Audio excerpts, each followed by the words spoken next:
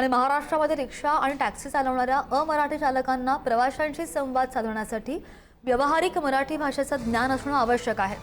या उद्देशानं परिवहन विभागाच्या सामाजिक बांधिलकीमधून राबवलेल्या 105 दिवसांच्या विशेष उपक्रमाद्वारे राज्यामधल्या जवळपास 1,65,800 रिक्षा टॅक्सी चालकांना मराठी भाषेचं प्रशिक्षण आतापर्यंत दिलं गेलंय।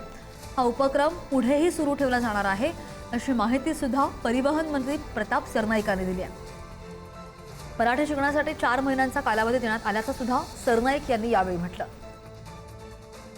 महिन्यामध्ये त्याला मराठी जे आहे ते जर शिकता आलं नाही तर परत त्याची मौखिक चाचणी घेऊ आणि 1 महिन्यामध्ये जर त्याला नाही शिकता आलं तर 3 महिने आम्ही त्याला पिरियड देऊ। 3 महिन्यामध्ये त्यांनी शिकावं, परंतु 3 महिन्यामध्ये त्याचं 3 महिन्यापर्यंत त्याला काहीतरी कायद्याचा बडगा असणं गरजेचं आहे, म्हणून त्याचं निलंबित करण्यात येईल लायसन्स, परंतु रद्द करण्यात येणार नाही।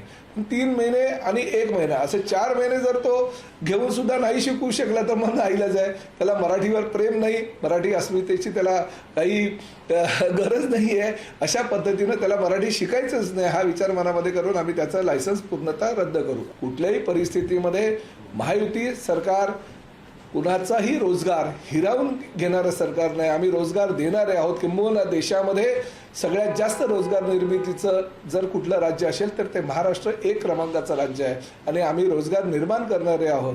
त्यामुळे कुठल्याही अफवांवर विश्वास न ठेवता लोकांनी सामंजस्याने मराठीची जी अस्मिता आमची आहे ती अस्मितेचा आदर करा, मराठी भाषेचा आदर करा।